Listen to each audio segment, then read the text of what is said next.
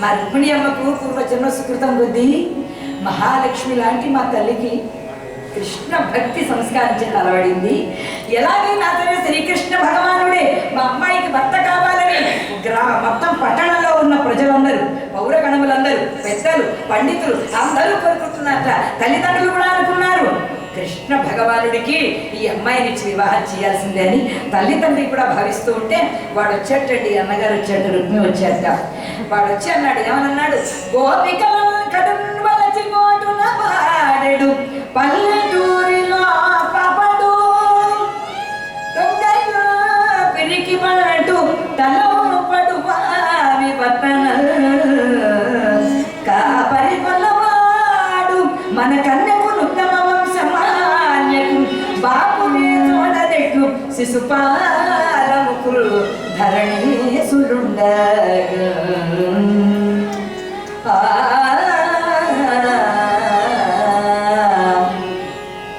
మా చెల్లాయి సుగుణాల రాశి, సౌందర్య రాశి, ఆమె గారికి కృష్ణుడితో ఇచ్చి మాత్రం పెళ్లి చేయను. నేను నా ప్రియ స్నేహితుడైనటువంటి శిశుపాల చక్రవర్తికి ఇచ్చి పెళ్లి చేస్తా. ఏమిటి నాయన కృష్ణ భగవానుడికి ఎందుకు ఇచ్చి పెళ్లి చేయబట్టే? ఆయన అల్లరి నల్లగొల్లవాడు, కులమా గొల్ల కులము. ఈ మాయదారి కులం ఎక్కడి నుంచి వచ్చిందో ఇది, కులమా గొల్ల కులము. మేము సుక్షత్రియ వంశ సంజాతులం. మా అమ్మాయి స్థానం ఎక్కడ, మా అమ్మాయి స్థాయి ఎక్కడ? ఆయన ఎప్పుడు గోపికలతో ఆయన విహారం చేస్తూ ఉంటాడ. ఎంతమందినో చంపాడు ఆయన, స్త్రీ హత్యాపాతకి ఆయన. అటువంటి కృష్ణుడికి మాత్రం నా చెల్లెల్నిచ్చి పెళ్లి చేయను, నా ప్రియ మిత్రుడైన శిశుపాలుడికి ఇచ్చి పెళ్లి చేస్తాను అని అన్నట్టండి. అనగానే ఈ వార్త అమ్మవారికి తెలిసింది. పెద్దలందరూ మౌనంగా ఉండిపోయారు. రుక్మిణి అమ్మవారికి తెలిసిందే. ఆలోచించినట్టు కాసేపు విచారించినా కూడా ఆలోచించి ఏం చేసిందండి, వెనువెంటనే గురువు గారు అయినటువంటి ఆ అగ్నిద్యోతనుడనే పేరు కలిగినటువంటి మహానుభావుని పిలిపించింది. ఆ గురువు గారి పాదాలకు నమస్కారం చేసింది. చేసి, మీరు ద్వారకా నగరం దాకా వెళ్ళి రావాలి గురువు గారు. 4 అడుగులు వేస్తే 2 అడుగులు కనబడుతున్నాయి. చూపు ఇక్కడ తప్ప అక్కడ కనిపించలేదు. చూపు మిచ్చ. 2 కళ్ళద్దాలు పెట్టుకున్నప్పుడు ఎక్కడ పనిచేయడం లేదు చూపు సరిగ్గా. గుండెల్లో భక్తి తప్ప శరీరంలో శక్తి అనే బలం ఏది లేదు. అందువల్ల ఇంకెవరినన్నా చూసుకోమ్మా చక్కగా అని అనలేదు ఆయన. అనకుండా ఏమన్నట్ట, ఈ జన్మనెత్తినందుకు ఈ శరీరం ఇలాగే వెళ్ళిపోతుంది అనుకున్నాను అమ్మాయి. నేను చదువుకున్న చదువుల యొక్క సార్థకం ఎవరైతే ఉన్నారో అట్టి కృష్ణ భగవానుడి యొక్క దర్శనాన్ని చేయడానికి ద్వారకా నగరానికి వెళ్ళిరమ్మన్నావు. ఇంతకన్నా ఇంకేమన్నా భాగ్యం ఉందా? నేను తక్షణమే బయలుదేరుతున్నాను, నన్ను ఏం చేయమంటావో చెప్పమ్మా అన్నాడు ఆయన. గురువుగారు, నేను ఉత్తరం ఇస్తానండి, కృష్ణ భగవానుడికి ఇచ్చేయండి ఆ ఉత్తరాన్ని అన్నారు. ఆయన పొంగిపోయాడు. మొదట 4 నోటి మాటలు చెప్తాను, వెళ్ళగానే ఆ మాట చెప్పండి, తర్వాత ఆయన తీరుబడిగా ఉన్నప్పుడు ఉత్తరాన్ని చదువుకోమనండి అని అంటూ అమ్మాయి నోటి మాటలుగా చెప్పింది అనమాట.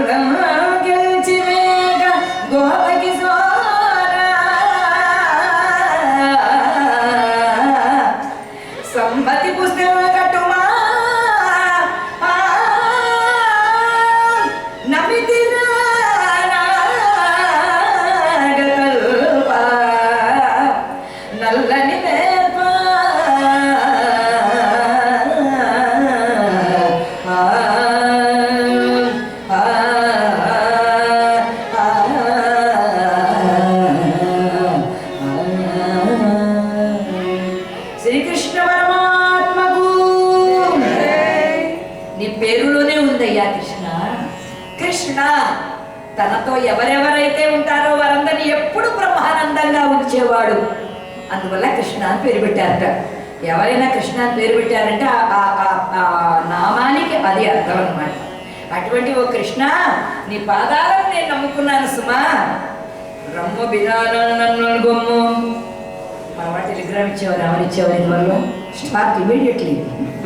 రమ్మ బిరాన నన్ను గొమ్ము. రమ్మ బిరాన్ అన్నదిట. వచ్చి ఏం చేయమంటావు అని అంటాడేమో, నన్ను గొమ్ము, నన్ను తీసుకెళ్ళిపోవు. ఎలాగా? ఏమిటా నేను రథం మీద ఎక్కించుకుని తీసుకుని వెళ్ళేంత సౌకర్యం నీకు లేదు. అరులను గెలిచి వేగ గొప్ప కిశోరా శత్రువులు చాలా మంది ఉన్నారు, శిశుపాలు, దంతవృత్తుడు ఎందరో ఉన్నారు, వాళ్ళందరినీ జయించి నన్ను తీసుకుని వెళ్ళిపోవాలి. అయితే నా వల్ల కాదనంటావేమో, సమ్మతి పుస్తకం కట్టుమా, నీకు ఇష్టమైతేనే మంగళసూత్రం కట్టు. అందువల్ల నమ్మితిరా నాగతల్ప నల్లని వెల్ప, నిన్ను నమ్ముకున్నాను సుమా కృష్ణ, నిన్ను నమ్ముకున్నాను సుమా నల్లని వెల్ప అని అనగానే యశోదమ్మ వారికి చాలా కోపం వస్తుంది అనమాట. నల్లవాడా అనాల మా వాడిని, ఎంత నల్లగా ఉంటే మాత్రం నల్లనివాడు అంటే మా వాడి కోపం రాదా, అందరికన్నా అందరు నాకే వస్తుంది కోపం అని అంది అమ్మ కదా మరి ఆవిడ. అందువల్ల ఇది వరలో గోపికలందరూ అదేమాత్రం ఏమమ్మా మీ నల్లనివాడు ఏం చేస్తున్నాడమ్మా, ఏమమ్మా వాడికి మేమేం పేరు పెట్టలేదా అమ్మా, మా వాడిని పిలవడానికి లేదా, కిశోరా నందకిశోరా కృష్ణ గోపాల అని పిలవచ్చు కదమ్మా, వాడిని నల్లనివాడు అని పిలవాలా అంతగా? ఎలాగైనా సరే లాభం లేదురా కృష్ణ, రేపటికల్లా నిన్ను తెల్లగా చేసేస్తానని ఆవిడ. అమ్మను అలాంటి అంత భయంకరమైన నిర్ణయాలు తీసుకోకే, నల్లగా ఉన్నవాడు తెల్లగా ఎలా అవుతాడే అమ్మ, నల్లనివాడు నల్లగానే ఉంటాడే, నల్లనివాడు కాబట్టి నల్లనివాడు అని అన్నారు. అలా లేదు నాన్న, రేపటి రోజు నీ పుట్టినరోజు నువ్వు తెల్లగా మెలమెల ధడ మెరిసిపోవాలి నాన్న అనేటప్పటికి ఏం చేస్తావే, ఇప్పుడైతే ఏ నిర్ణయం తీసుకున్నామన్నట్ట కేజీ సున్నిపిండి తెప్పించిందిట, మంచి గానుగ నూనె తెప్పించింది, తెల్లవారుజామున 3 గంటలకు లేపింది, బాగా 2 గంటల సేపు స్నానం చేయించింది. ఒకసారి చూసుకో తెల్లగా అయ్యానా లేదా అన్నాడు వాళ్ళ అమ్మని. అమ్మయ్య మెలమెల వెలిసిపోతున్నావు, బంగారం పండులో ఉన్నావు నాన్న, నువ్వు తెల్లగా ఉన్నావురా నాయన, నా తల్లి నీకు తెల్లగా అనిపిస్తే చాలేవే, నువ్వు సంతృప్తి పడకపోయావు, నాకు మళ్ళీ ఇబ్బంది, ఇంకో కేజీ సున్నిపిండితో రుద్దుతావు, అందువల్ల నీకు నేను తెల్లగా కనిపిస్తే చాలేవే అన్నాడు ఆయన. ఆ తల్లి అంతా అలంకారం చేసి వీధిలో కూర్చోబెట్టింది, ఒక్కళ్ళు వచ్చి తెల్లవడం లేదండి, ఎవరు రాలేదు, కనీసం జన్మదిన శుభాకాంక్షలు కూడా చెప్పలేదుట. ఈ లోపల ఓ వరాహమూర్తి గారు ఎక్కడి నుంచి వచ్చారో, పంది గారు వచ్చారనమాట. అక్కడికి వచ్చి కృష్ణుడి దగ్గర పంచబట్టుకుని ఒక్కసారి ఇలా లాగింది, నువ్వు ఒక్కడవే నా గురించి తెలిసిన వాడు, పద నువ్వే నా నేస్తానివి, మన ఇద్దరం ఆడుకుందాం అన్నాడు. వారు ఎక్కడ తీసుకెళ్తారు, వరాహ గారు తిన్నగా బురదగుంటలోకి తీసుకెళ్ళారు అనమాట. ఇద్దరు నిలువెల్లా ఒలిగి స్నానాన్ని చేసి దాని మీద ఈయన పోసి ఈయన మీద అది పోసి అంతా అయిన తర్వాత పోవే నీకు మోక్షాన్ని ఇచ్చేసాను, నా మనసునికి ఆనందాన్ని ఎవరు కలుగుతులేదు అన్నాడు ఆయన. ఈ లోపల వాడమ్మ చూసింది, ఏమిట్రా కృష్ణ పందితో ఆటలాడుకుంటున్నావా, గత జన్మలో నువ్వేమైనా పందివా అనేటప్పటికి అంత బాగా చెప్పావు, పూర్వ జన్మలో నేను ఆది వరాహమూర్తి నేనే అన్నట్టు ఆయన అవతారంలో వరాహమూర్తి కూడా ఉన్నాడు కదా, మరి ఆది వరాహావతారం కూడా ఉన్నది కదా, అటువంటి ఆది వరాహమూర్తినేనని చిరునవ్వులు చిందించే కృష్ణయ్య మమపాతున అన్నారు కృష్ణ కర్ణామృతంలో. శ్రీకృష్ణ పరమాత్మకు ఉత్తరాన్ని రాసింది ఆ తల్లి, గురువు గారికి ఇచ్చింది, మాటలన్నీ చెప్పింది, భద్రంగా వెళ్ళిరండి గురువు గారు అన్నది. పరమానంద భరితుడైపోయినాడు.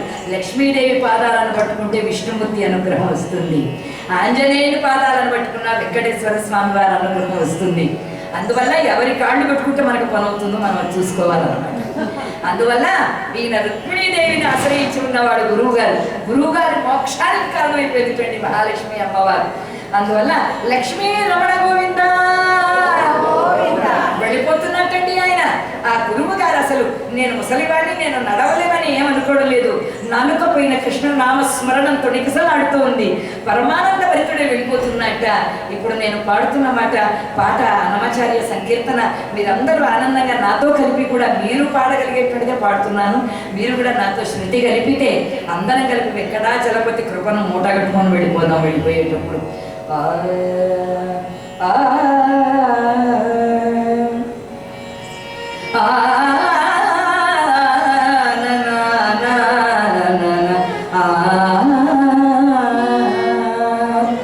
నల్లనివాడు పద్మనయనంబులవాడు కృపారతంబుపై జల్లెడువాడు, కృపారసంబుపై జల్లెడువాడు, నవ్వురాజుల్లెడు మోమువాడు, మౌళి పరిసర్పిత పింఛమువాడు, కడు చెల్వల మానదనము తెచెను మల్లియలారా, మీ పొదల చెప్పరే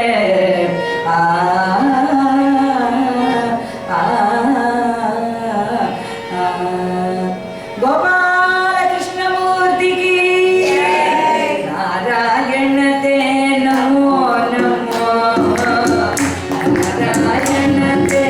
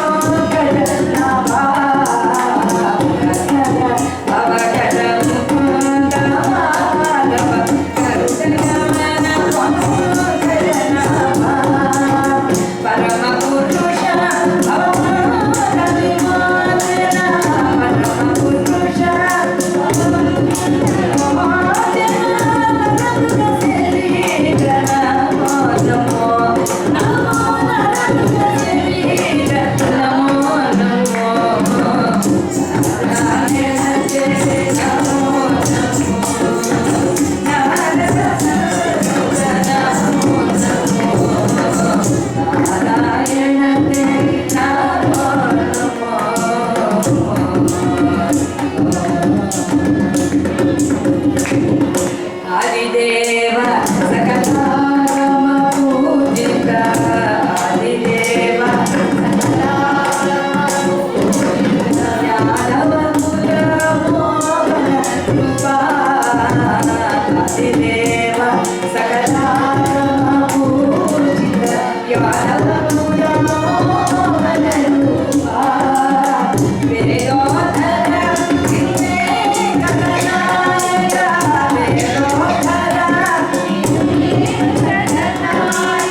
వేదోధర కిన్నే కథనాయక ప్రియతే నమో నమో నమో నాద ప్రియతే నమో నమో నారాయణ తే నమో నమో నారద సనుత నమో నమో నారాయణ తే నమో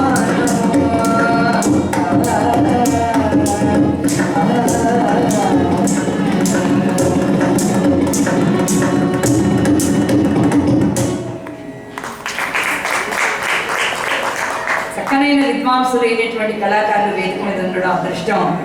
ఎంతో సీనియర్ కళాకారులు వారు, ఎంతో కృషి చేసినటువంటి గొప్ప విద్వాంసులు ఉన్నవారు మా వెంకట గారు. వారికి నమస్కారం చేస్తూ మా అబ్బాయి మను ఆయన అరంగేట్రంలో అద్భుతమైనటువంటి రాగాలన్నింటినీ కూడా ఆయన ఆలాపన చేసి వైలన్ అరంగేట్రం పూర్తి చేశాడు. మొన్ననే ఒక 6 నెలల క్రితం 3.5 గంటల సేపు కచేరీ చేశాడు ఆయన.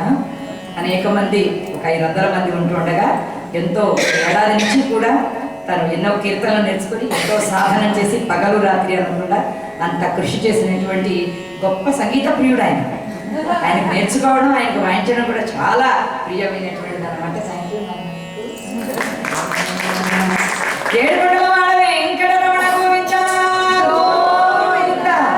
తిన్నగా ఎన్నో కష్టాలు పడ్డాడు ఆయన. పొడవకు నొట్టులందగా పాల్చు లోతున గడలకుండక కెరటంబుల వెన్నుబెట్టు హోరు పెట్టు దొంగయ్యల మీద ప్రాణంబులు చిక్కబెట్టి. ఈ రోజున రుక్మిణీ కళ్యాణం అనేటువంటి కథను నేను ఎంచుకోలేదు. నేను కేవలం నాకు వచ్చినటువంటి కథల యొక్క వివరాలను పంపించాను. ఈరోజు సంపత్ గారు మాత్రమే నిర్ణయం తీసుకున్నారు. ఆయన రుక్మిణీ కళ్యాణం అందరిళ్లలో ఉండేటువంటి అమ్మాయిలకి అబ్బాయిలకు పెళ్లిళ్ళు కావాలన్న సంకల్పంతో ఆ రుక్మిణీ కళ్యాణం నిర్ణయం కలగదు. అందువల్ల నాకు మంచి కథాగానాన్ని వినిపించేటువంటి అదృష్టాన్ని కలిగించినందుకు, మీరందరూ ఆ కథాగానాన్ని జయప్రదం చేస్తున్నందుకు నేను ధన్యవాదాలను తెలియజేస్తూ, జై శ్రీమద్ రమణ గోవింద. ఏమండి గట్టిగా మనం గోవిందనామస్మరణ అనకపోయాం అనుకోండి. ఏమండి కొంతమంది గోవింద అనగానే బయటికి పోయేటువంటి పాపాలు ఎవరైతే అనకుండా ఉంటారో వాళ్ళ మీద వాలిపోదామని చూస్తూ ఉంటాయి. ఎంత గుడిలోకి వచ్చి ఇంత హరికథాగానాన్ని విని పక్క వాళ్ళకు కావాలంటే మనమే తెరవేద్దాం. అందువల్ల ఎక్కడ హరినామం వినిపిస్తుందో అక్కడ పాప సంచయానికి స్థానం లేదు. అందువల్ల 7 కొండల వాడవే వెంకట రమణ గోవింద సమేత శ్రీ కృష్ణ పరమాత్మకు యశోదా కిశోరునికి జై. అనేకమైనటువంటి నదులను దాటుకుంటూ, పల్లెలను పట్టణాలను దాటుకుంటూ చివరికి ద్వారకానగరం ఉన్నటువంటి ప్రాంతం దగ్గర చేరుకున్నారు గురువు గారు. అగ్ని జ్యోతుల వారు బ్రహ్మాండమైనటువంటి ఆనకట్ట, చుట్టూ సముద్రం. ఆ సముద్ర మధ్యమంలో విశ్వకర్మ గారితోటి కట్టుకున్నట్టు ద్వారకా నగరాన్ని కృష్ణుడు. ఈ శిశుపాలుడు, ఈ జరాసంధుడు వీళ్ళందరి బాధ పడలేక 18 సార్లు దండయాత్ర చేశారట కృష్ణుడి యొక్క నగరం పైన. అప్పుడు ఆయన ఎవ్వరికి కూడా దుర్భేద్యంగా ఎవ్వరూ ప్రవేశించలేకుండా విశ్వకర్మతోటి స్వర్గం ఎలా అయితే ఉంటుందో వాళ్ళ ద్వారకా నగరం అలా ఉంటుందటండి. ఆకాశాన్ని అంటుకునే భవనాలు కానివ్వండి, ఉద్యానవనాలు కానివ్వండి, ఒక్కొక్క వ్యక్తి కూడా కుబేరుడితో సమానమైన ఐశ్వర్యాన్ని కలిగిన వారట. నిరంతర దాన ధర్మాలు కలిగిన వారట. గోవులు కొన్ని కోట్ల గోవులతో ఉంటుందిట ఆ ద్వారకా నగరం అంతా. అటువంటి ద్వారకా నగరంలోనికి ఈ గురువు గారు అయినటువంటి మహానుభావుడు ప్రవేశించాడండి. ప్రవేశించేటప్పుడు వాళ్ళందరూ కృష్ణనామస్మరణం చేస్తూ ఉన్నారట.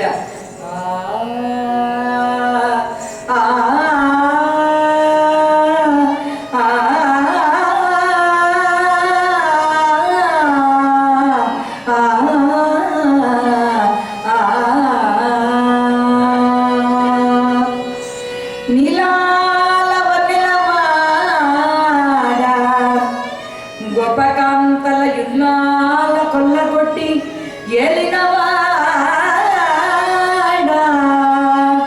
యశోదా కాంత కుముదులాడ మమ్మేలువాడా ఓ కన్నయ్య దయామయ్యా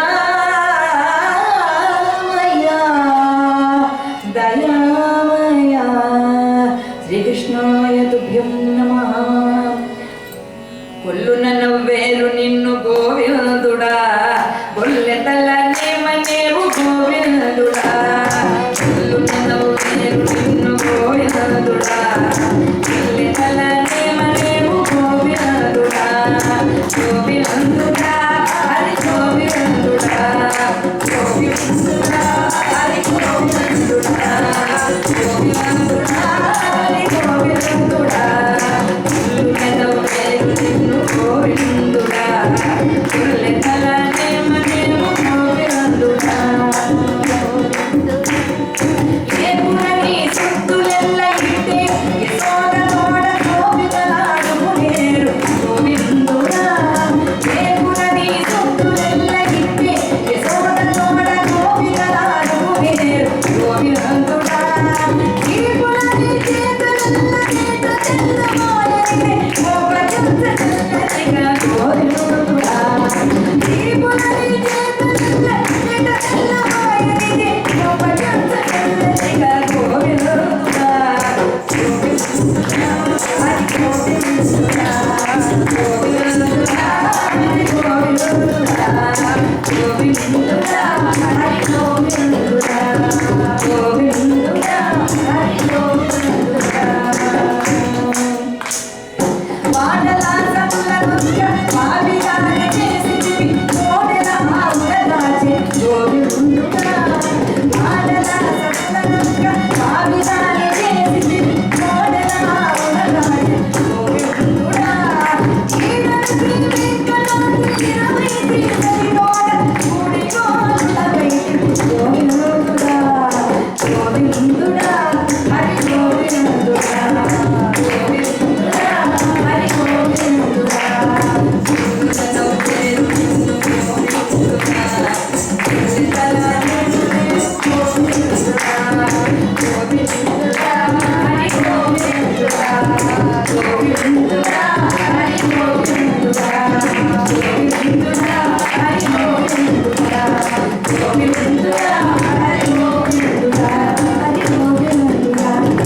గోవిందుడా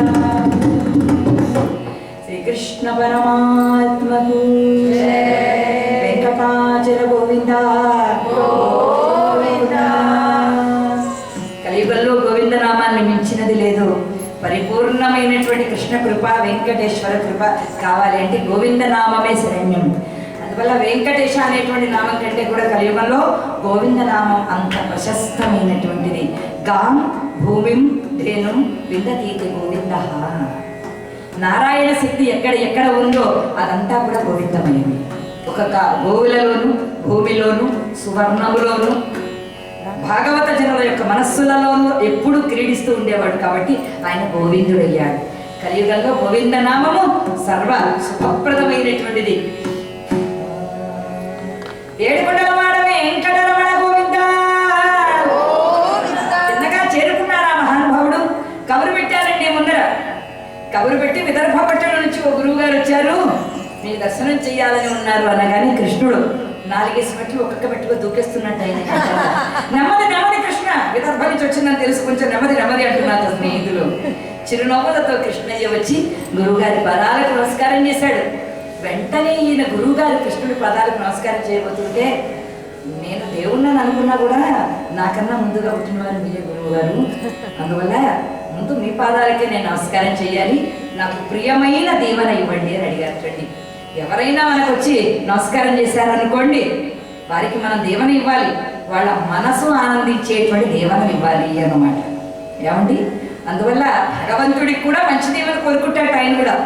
అందువల్ల కృష్ణుడికి దీవెనిచ్చాడు ఈ గురువు గారు. ఏమనిచ్చారు?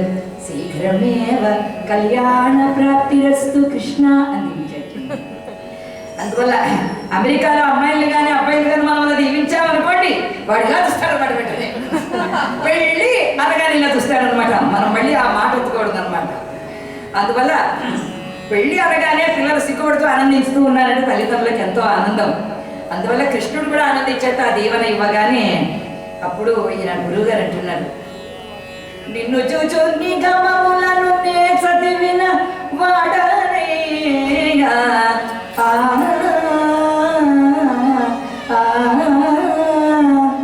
పన్నుగా విదర్భదేశం వాసుడని దాసుడనే అన్నా కృష్ణ నే ధన్యుడా భాసురముగా గజరాజును బ్రోచిన వాసుదేవుడవు నీవు కదా భాసురముగా గజరాజును బ్రోచిన వాసుదేవుడవు నీవు కదా భాసురముగా గజరాజును బ్రోచిన వాసుదేవుడవు నీవు కదా భాసురముగా గజరాజును బ్రోచిన వాసుదేవుడవు నీవు కదా నా పాదకమల ఓలోటి గట్టిగా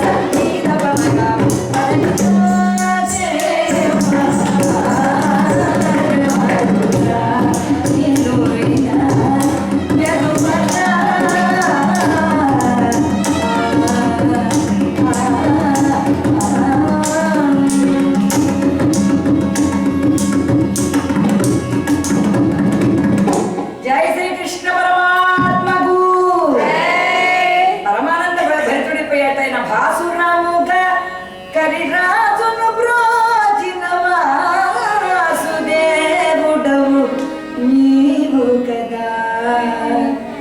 నీవెవరో నాకు తెలిసింది కృష్ణ. నా పూర్వజన్మాల పుణ్యం వల్ల నీ దర్శనం భాగ్యం లభించింది. మా అమ్మ లక్ష్మీదేవి, మా రుక్మిణి అమ్మవారి అనుగ్రహం. రెండు మళ్ళీ మాట్లాడుకుందాం. కృష్ణుడు చాలా ఆనందంగా రుక్మిణి పేరు ఎత్తి ఒక్క బాణం వేశాడు గురువు గారు. గురువు గారు వేసినట్లేదు, అక్కడి నుంచి లక్ష్మీదేవి వేసినట్టే ఉందన్నమాట బాణం.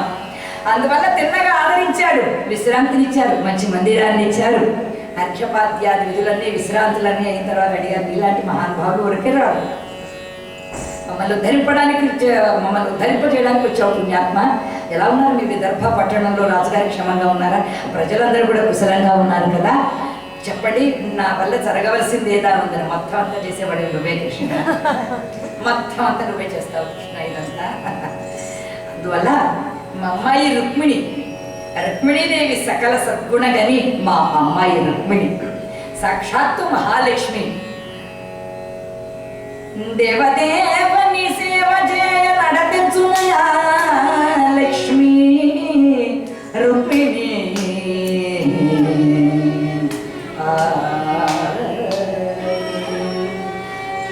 దేవదేవని సేవ చేయ నడతించునయా లక్ష్మి రుక్మిణి. ఎంత పుణ్యమని మనవి సేతుని అంత వాణి గంటి అంతరంగమిటు తెలుపగా పంపినయా వాల్గంటి. మా అమ్మాయి తన మనస్సుని చెప్పమని పంపించింది.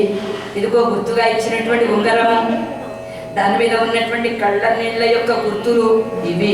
నీ మీద ఉన్న ప్రేమకు గుర్తులు అవన్నీ కృష్ణ. నీ మనస్సుకి ఎలా తోస్తే అలా చెయ్యండి. నేనైనా ఉత్తరాన్ని విప్పాటండి. ఎంత బాగా రాసిందమ్మా, నల్ల పూసలు పేర్చినట్లుగా. ఏమండి, ముత్యాల కొమలా ఉంది అమ్మాయి చేతి రాత. దస్తూరి అనేవారు ఉన్నవాళ్ళు. అసలు ఇప్పుడు హ్యాండ్ రైటింగ్ అన్నది ఎక్కడన్నా ఉందా? అంత అందమైనటువంటి హ్యాండ్ రైటింగ్ అసలు మనం చూడగలమా ఈ జనరేషన్లో? ఎంత కష్టమండి. కంప్యూటర్తో ఫింగర్ టిప్స్తో చేసేటువంటి ఉద్యోగము చదువులే తప్ప అంత చక్కనైనటువంటి చేతులకి రాసేటువంటి దస్తూరి ఎక్కడుంది? కానీ రుక్మిణి అమ్మవారు అంత బాగా రాసిందంటండి. అలా ఉండాలి ఉత్తరం అంటే. ఎంత బాగా రాస్తుందో కృష్ణుడు చూడండి. ధన్యుల్లోకమనోభిరామ కుల విద్యా రూపతారుణ్య సౌజన్య శ్రీ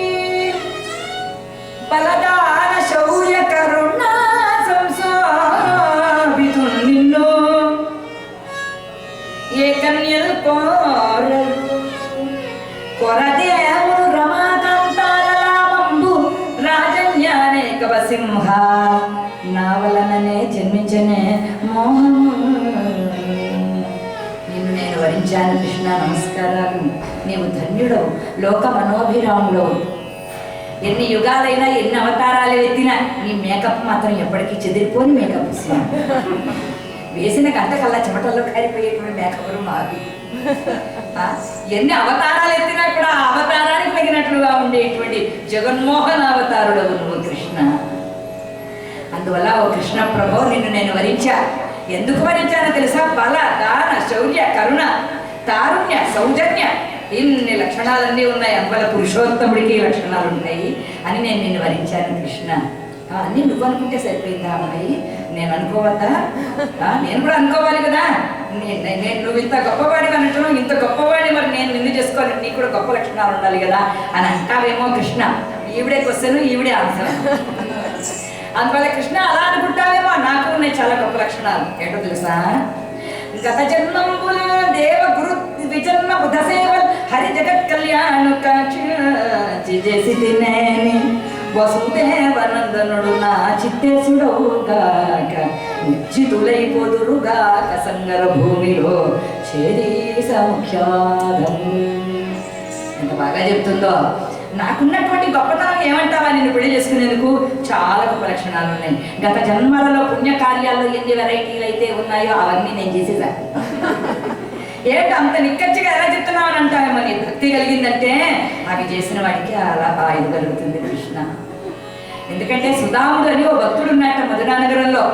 వాడు ప్రతిరోజు వాడికి ఎక్కడెక్కడ ఉన్న తోటల్లో పువ్వులన్నీ తీసుకొచ్చి పూలమాలలు కట్టేవాడు. వాడు పూలమాలలు కట్టి ఏం చేసేవాట? సొమ్మంతా ఎవరిది? కంసుడిది. అంకితం ఎవరికి చేసేవాట? కృష్ణార్పణం అనేవాట. అందువల్ల ఈ మాలలు పువ్వులు వాసనని ఎవరికి వెళ్ళిపోయేవిట? ఆయనకి వెళ్ళిపోయేవిట. మరి కంసుడు ఎలా ఊరుకున్నాడండి వాసన లేని పువ్వులు అంటే? వాడికి ఎప్పుడు కృష్ణద్వేషమే. పువ్వుల వాసనలు ఆస్వాదించాత హృదయం. కృష్ణద్వేషంతోనే నిండిపోయింది. ఏ మధురమైన వాసనలు వాడికి పట్టవు అనమాట. అందువల్ల ఆ పువ్వుల వాసనలన్నీ ఆయనకు వెళ్ళేవిట, వాసన లేని పువ్వులని వీడికి వచ్చేవన్నమాట. అందువల్ల పువ్వులన్నీ కట్టిన తర్వాత ఓ రోజున ఖచ్చితంగా ఈ సుధాముడి దగ్గరికి వచ్చేసాడు కృష్ణుడు మధురానగరంలోకి. సుధాముడు ఇంట్లోకి వచ్చాడు. సుధామా వచ్చానన్నాడు. మళ్ళీ పువ్వులు పోసాడు, జాతి పువ్వులు పోసాడు, సంపెంగలు పోసాడు, మరువాలు పోసాడు, మంచి మంచి దండలన్నీ కూడా కృష్ణుడికి వేసేసాడు. వేసి మంచి నైవేద్యాలు తీసుకొచ్చి పెట్టాడు అనమాట. ప్రభో కృష్ణ, నా ఇంటికే నడిచి వచ్చావు అన్నట్టు. ఏం వరం కావాలో కోరుకో అన్నట్ట. పొంగిపోయాను అసలు నీ భక్తికి. ఏం వరం కావాలో కోరుకుంటే 3 వరాలు ఇవ్వన్నట్ట. కోరిక అయితే ఏంటో అన్నాడు. నీ పాద కమల సేవయు నీ పాదాచకులతోడి నియము నితాంతాపార భూతదయయు నితాంతాపార భూతదయయు తాపస మాదారణకు దయచేయగనే.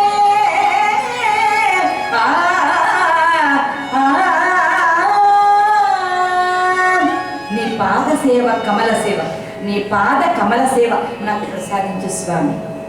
నీ పాదాలను సేవించేటువంటి భక్తులతోటి మాత్రమే నాకు స్నేహాన్ని ఏర్పాటు చెయ్యి. మరి ఈ 2 రావాలి అంటే ఒక బిగ్గెస్ట్ క్వాలిఫికేషన్ కావాలట. అదేమిటో తెలుసా అండి? అపార భూతదయయు. నీ గుండెల్లో తడి ఉండాలి. ఆ భూతదయ ఎలా వస్తుంది? కష్టంలో ఉన్నటువంటి వాడిని ఆదుకోవడంలో వస్తుంది. ఆకలితో ఉన్నటువంటి వాడికి అన్నం పెట్టడంలో వస్తుంది. ఒక దైవ కార్యానికి నీ ధనాన్ని దానం చేయడంలో వస్తుంది. ఓ కష్టంలో ఉన్నటువంటి వాడిని ఆదుకొనడంలో వస్తుంది. ఒక దీనులైనటువంటి వాళ్ళని రక్షించడంలో వస్తుంది.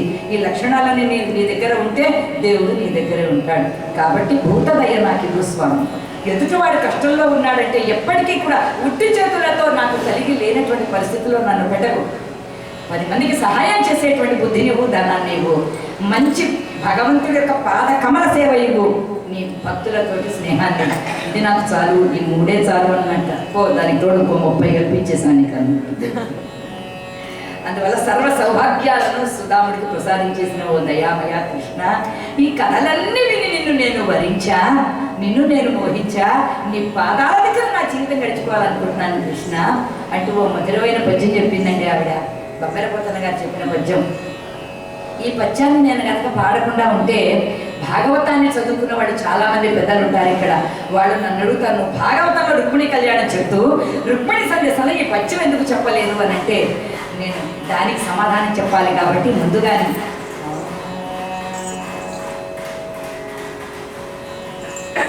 ప్రాణేశని మధు భాషలు వినలేని కర్ణరంధ్రముల కలిమియేలా, భువనమోహన నిన్ను పొడగానగాలేని చక్షురింద్రియముల సత్వమేలా,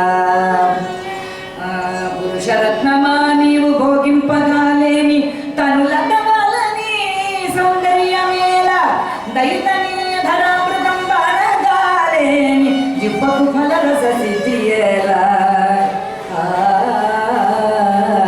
నీరజాత నయన నీవనమాలిక గంధమప్పలేని ఘ్రాణమేల, ధన్యచరిత నీకు దాస్యంబు చేయని జన్మమేల, ఎన్ని జన్మములకు కృష్ణ. కృష్ణ, నీ మాటలు చాలా మధురంగా ఉంటాయట. ఆ మధురమైనటువంటి మాటలు వినాలని నా కోరిక కృష్ణ. ఆ మాటలు వినలేని చెవులెందుకు కృష్ణ? ఈ సృష్టిలోనే మహా జగన్మోహన సౌందర్య మూర్తివి నీవు. నీ వంటి సౌందర్యం ఇంకెక్కడా లేదుట కృష్ణ. నిన్ను చూడలేని కన్నులెందుకయ్యా నాకు కృష్ణ? నిన్ను చూడలేని కన్నులున్నా కూడా వ్యర్థమే కదా కృష్ణ. స్వామి, నీ మెడలో అద్భుతమైనటువంటి వనమాల ఉంటుందిట. ఆ వనమాలను ఒక్కసారి నీ గుండెల దాకా వచ్చి నేను ఆ వనమాలను ఒక్కసారి వాసన చూసి ఈ ఊపిరి వదిలేస్తాను. ఈ ఊపిరి ఉన్నందుకు నీ గుండెల పైన ఉన్న ఆ తులసి వనమాల యొక్క ఆ సుగంధాన్ని నేను ఆగ్రహించాలి కృష్ణ. ధన్యచరిత నీకు దాస్యంబు చేయని జన్మమేలా, ఎన్ని జన్మములకు. ఈ ఒక్క జన్మ నికరము, ఇంకొక జన్మ నాకున్నదో లేదో తెలియదు ప్రభో. అందువల్ల ఈ జన్మలోనే నీ పాదముల దగ్గర నేను సేవ చేసుకునేటువంటి భాగ్యాన్ని కలిగించు కృష్ణ అంటూ ఆవిడ ప్రార్థించిందండి. జై శ్రీమద్రమణ గోవింద గోవింద. అందుకే అన్నమయ్య అంటాడండి, కోరి మమ్ము నేలినట్టి కుల దైవమా చాలా నేలికి పెద్దరిచిన విధానమా, కోరి మమ్ము నేలినట్టి కుల దైవమా చాలా నేలికి పెద్దరిచిన విధానమా, కాలవించి తప్పిదించు నారదిగా, కాలవించి తప్పిదించు నారదిగా, కాలవించి నాకు తిరుమతికమోని శ్రీనివాసుడా, కొడగట్టి మయ్యావి నెడయగా మయ్యా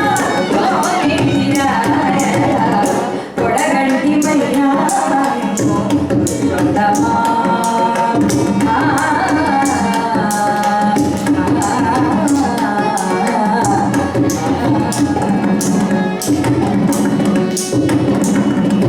ఏడుకొండలవాడ వెంకటరమణ గోవింద.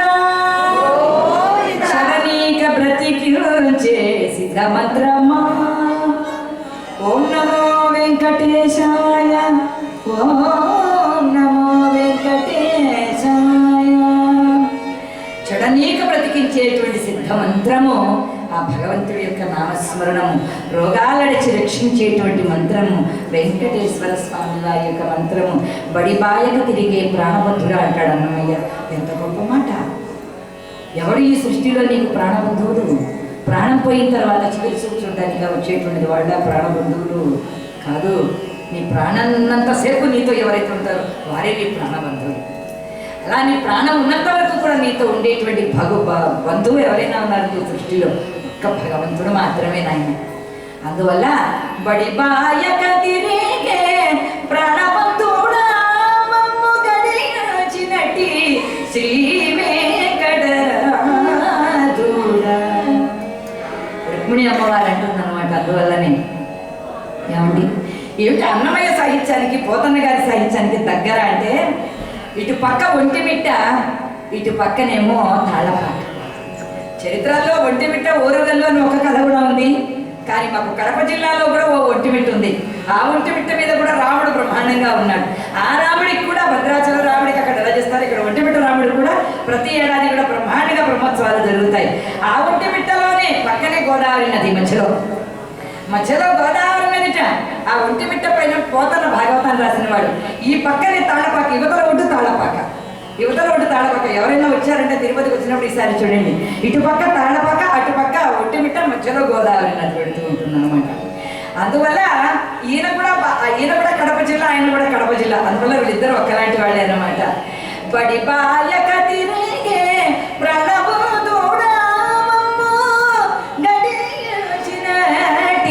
శ్రీ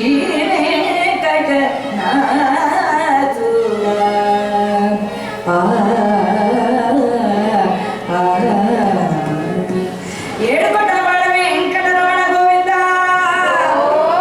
అమ్మవారు ఉత్తరం రాసింది, ఆ ఉత్తరాన్ని చదువుతున్నాడు ఈయన. స్వామి నువ్వు అన్నీ చెప్తున్నావు కానీ నువ్వు ఎక్కడో అంతఃపురంలో ఉంటావు, అక్కడెక్కడో రహస్యమైన మందిరాల్లో దాక్కుని ఉంటావు.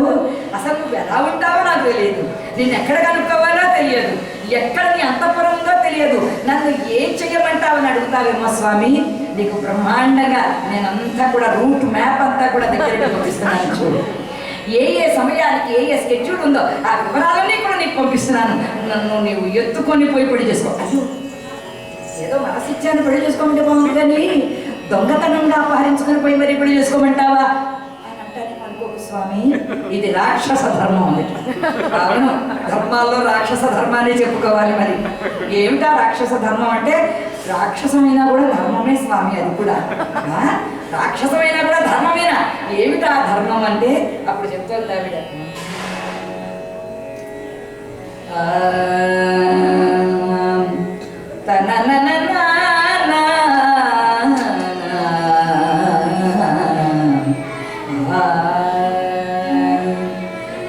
అంకిలి చెప్పలేదు చతురంగ బలంబుల తోడ నిలియో పక్క జనాభ నీవు శిశుపాల జలసుందులను జయించి నా వంకకు వచ్చి భవదీయ శౌర్యమే ముక్కువ చేసి రాక్షస వివాహమునం చెప్పుని పొమ్ము పురుషోత్తమ కృష్ణ వచన.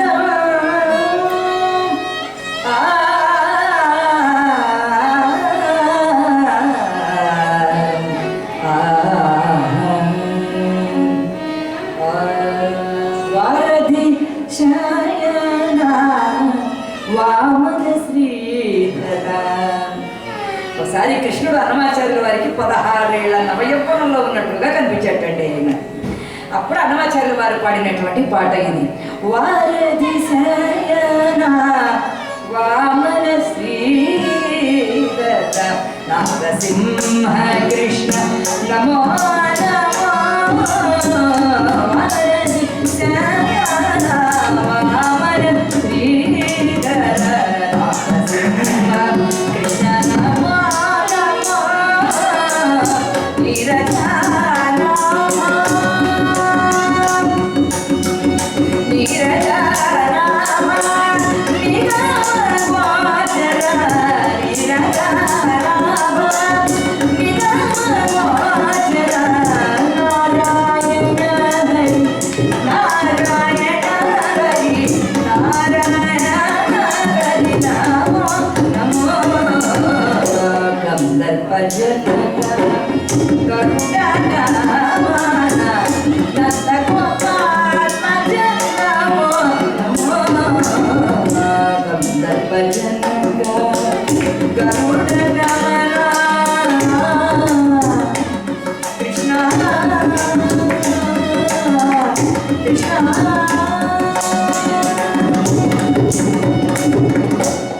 కృష్ణ భగవానుడి గురించి ఆవిడ ఉత్తరం రాసి మా రాజవంశాచారం ప్రకారంగా పెళ్లి కూతుర్ని చేసిన తరువాత కోట వెలుపల దుర్గమ్మ ఉన్నది. కోట దుర్గమ్మ అంటారు ఆవిడ్ని.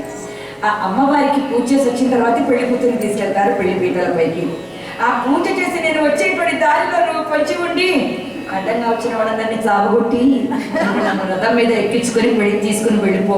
ఇది ధర్మం కాదా అనుకోకు. పెళ్ళిళ్ళల్లో మనకి చాలా రకాల పెళ్ళిళ్ళు అడ్వాంటేజెస్ ఉన్నాయి కృష్ణ. మనం పీటల మీద కూర్చొని మళ్ళీ కావాలంటే తీర్పుడిగా పెళ్లి చేసుకోవచ్చు.